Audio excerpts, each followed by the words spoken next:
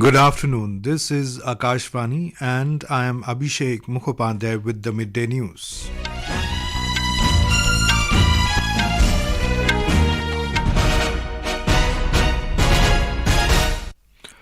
The headlines. Prime Minister Narendra Modi arrives in Athens on a day-long visit to Greece to hold talks with his Greek counterpart Kyriakos Mitsotakis. Business leaders of G20 countries take part at the B20 Summit in New Delhi. Prime Minister Modi to attend special session on Sunday as the chief guest. ISRO releases video of Chandrayaan-3 rover Pragyan rolling down the moon's surface from lander. IMD warns of heavy rain in Himachal Pradesh, Uttarakhand and Punjab over the next 2 days. And in badminton, ages Prannoy and Indian pair of Satwiksairaj Rankireddy and Chirag Shetty in action in the quarterfinals of the men's doubles at BWF World Championships in Copenhagen today.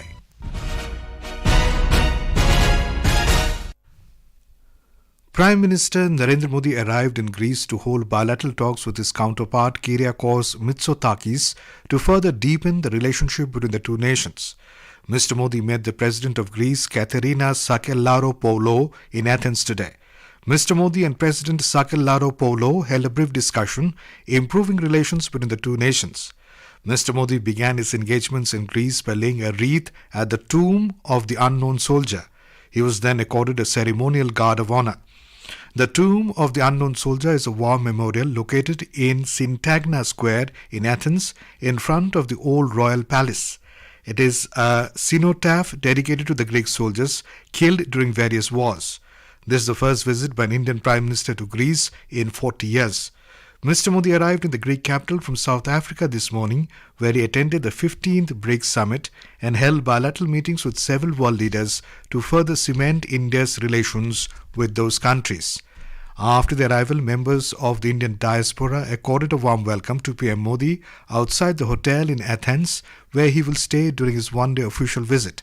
India and Greece enjoy civilizational ties which have strengthened in recent years through cooperation in areas like maritime transport, defense, trade and investments, and people-to-people ties. The B20 Summit India 2023 started in New Delhi today. The summit is based on the theme of B20 India, RAISE, Responsible, Accelerated, Innovative, Sustainable, Equitable Businesses. Addressing the event today, India's G20 Sherpa Amitabh Kant said, India is witnessing a fast-paced growth and soon it is going to be the third largest economy. He emphasized on the 4 key priorities of making the G20 presidency a people's presidency. For India, hosting the G20 is an opportunity to what the Prime Minister has said, to be inclusive, to be decisive, to be action-oriented, and to be very ambitious. So India's been very ambitious in its G20 presidency. India has taken the G20 presidency to all the states of India. India's presidency is being held at a time when India has accelerated its pace of growth. India is the 5th largest economy in the world. It will soon, in 2027, be the 3rd largest economy in the world. In his opening remarks, Executive Chairman of Tata Sons and Chair of B20 India N. Chandrasekaran said, India is committed to equitable growth, particularly in the global south. He said India's growth journey will shape the world's future. We have a payment system which is completely transformed the way we operate, we live. Not a single day goes where we don't look for a couple of OTPs. None of us carry cash. Even a street vendor, when I go for the morning runs, we want to have a coconut water from a street vendor. He doesn't have time to accept money. He says, sir, phone pay karenge? Google pay karenge? So this is the normal language in the country. On the first day of the summit today, 7 sessions will be organized, including B20 India priorities and recommendations from India for the world. Several global and Indian business leaders, including Chief Executive Officer of MasterCard, Michael Miebach, and President of World Economic Forum, Borge Brand, will attend the summit. 7 task forces were created for India's presidency in different areas. To focus and deliberate on the larger structural agenda, B20 India worked through 2 action councils on environmental, social and governance in business, on African economic integration. During the 3-day summit, Union Ministers Nirmala Sitharaman, Dharmendra Pradhan, Dr. S. Jaishankar, trade ministers of various countries and several business leaders will share their ideas on the issues concerning businesses globally. Prime Minister Narendra Modi will attend the special session on the coming Sunday as chief guest. The 4th G20 Culture Working Group CWG meeting under India's presidency in Varanasi is discussing on the draft declaration with the delegates from the G20 members and international organizations participating. Addressing the morning session of the meeting, Minister of State for Culture and External Affairs Meenakshi Lekhi said that culture possesses the capacity to play a significant role in achieving the sustainable goals such as enhancing education and promoting gender equality. She said that by concentrating on the goals of the CWG meeting, India aims to foster cultural growth among the countries. Union Minister of Culture G. Kishan Reddy has also reached Varanasi today to take part in the Culture Ministers meeting scheduled for tomorrow. Delhi Police has decided to set up a virtual help desk which will provide the details regarding the traffic movement during the G20 Summit in New Delhi. Addressing a press briefing in New Delhi today, Special Commissioner of Police Traffic S.S. Yadav said the virtual help desk will provide information to the users who are visiting Delhi as delegates and as a tourist. He said relevant information can be accessed by the users on Map My India and Google Map services. Mr. Yadav said restrictions will be imposed in New Delhi area from the night of 7th of September, which will be a controlled zone. He said only authorized and permitted vehicles will be allowed. He said restrictions on entry of heavy commercial vehicles will be imposed in Delhi. He added that metro services in all parts of Delhi will function smoothly. He urged the people to use metro service to visit in New Delhi area as private vehicles will not be allowed to enter in the control zone. The main summit venue is in New Delhi. So there will be restrictions in the NDMC area, or we call the New Delhi Police District, which will be a controlled zone in which the authorized vehicles or the identified vehicles or the identified visitors will be allowed. But in the controlled zone, as well as the rest of the Delhi, metro services will be allowed throughout. It means if you want to come to New Delhi and visit New Delhi at any place, you can come by metro. There will be no restrictions to come by metro for any individual. G20 Summit under the Presidents of India is scheduled to be held in New Delhi on the 9th and 10th of next month. Chandrayaan-2 orbiter revolving around the moon since 2019 has taken photos of Chandrayaan-3 lander Vikram. The high-resolution camera in Chandrayaan-2 has transmitted the photograph of the lander stationed on the surface of the moon. ISRO has tweeted that it is the best camera shot with the best resolution that anyone currently has around the moon. The tweet says, "I spy you, Chandrayaan-2 orbiter."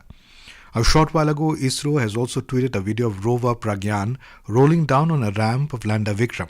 The video captured by the lander imager camera shows the rover along with his shadow rolling down on the lunar crust. Prime Minister Narendra Modi is arriving in Bangalore tomorrow morning to visit the telemetry, tracking and command network of ISRO and greet the team that made history by successfully conducting the Chandrayaan mission. The Prime Minister is slated to spend an hour in ISRO and congratulate the Chandrayaan-3 mission team headed by ISRO Chairman S. Somnath. He will also be interacting with the women scientists who worked on the third moon mission of ISRO. This is Akashvani giving you the news. For quick news updates around the clock, follow us on our Twitter handle at AIR News Alerts.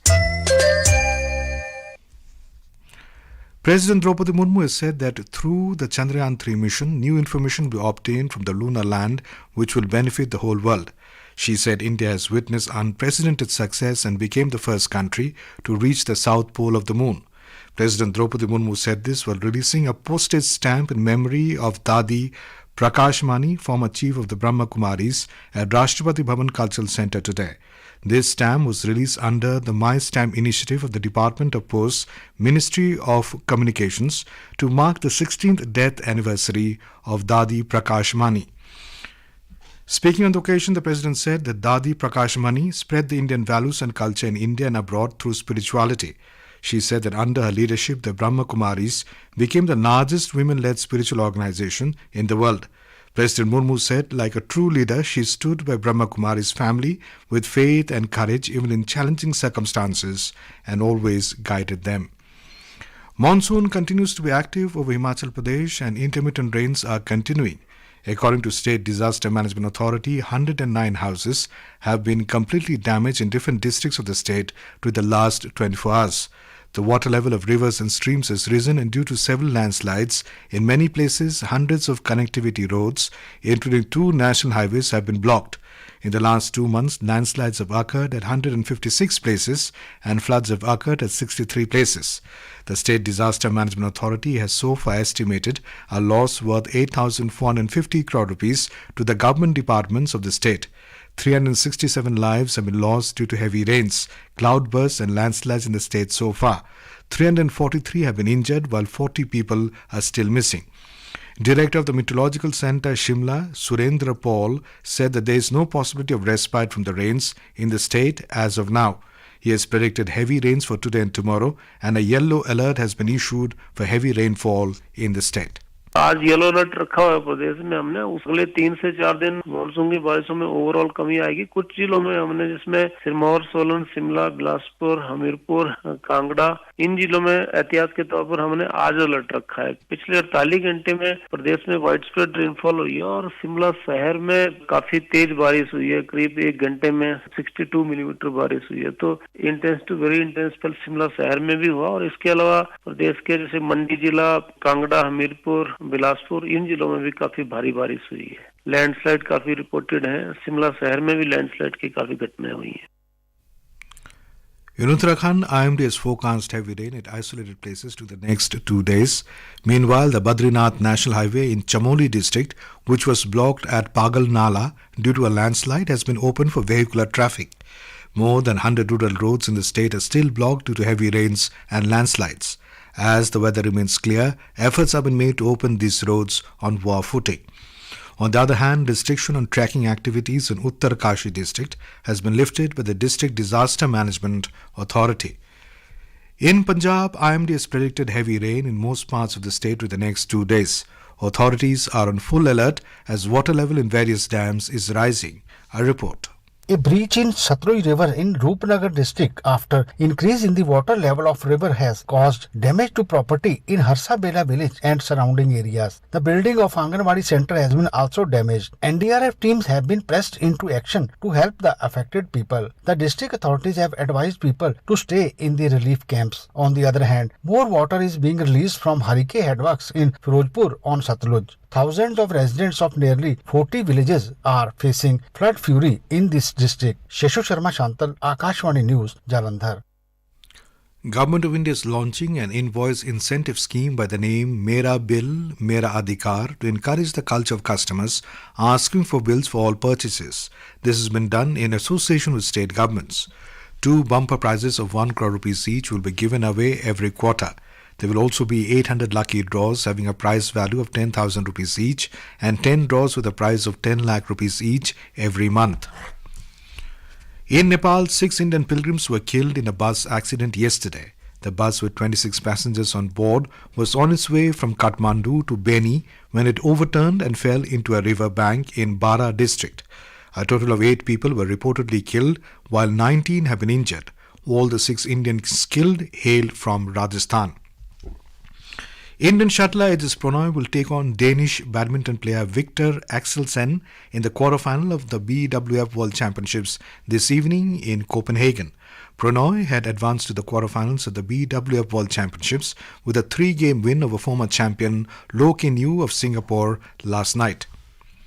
The world number 2 pair of Satwiksairaj, Rankireddy and Chirag Shetty has also reached the quarterfinals. They will play against A. Rasmussen and K. Astrup this evening in the men's doubles event. And now, before we end the bulletin, the headlines once again. Prime Minister Narendra Modi arrives in Athens on a day-long visit to Greece to hold talks with his Greek counterpart Kyriakos Mitsotakis today. Business leaders of G20 countries take part at the B20 Summit in New Delhi. Prime Minister Modi to attend special session on Sunday as the chief guest. ISRO releases video of Chandrayaan-3 rover Pragyan rolling down the moon's surface from the lander. IMD warns of heavy rain in Himachal Pradesh, Uttarakhand and Punjab over the next 2 days. And in badminton, it is Prannoy and Indian pair of Satwiksairaj, Rankireddy and Chirag Shetty in action in the quarterfinals of the men's doubles at the BWF World Championships in Copenhagen today. And with that, we end the midday news.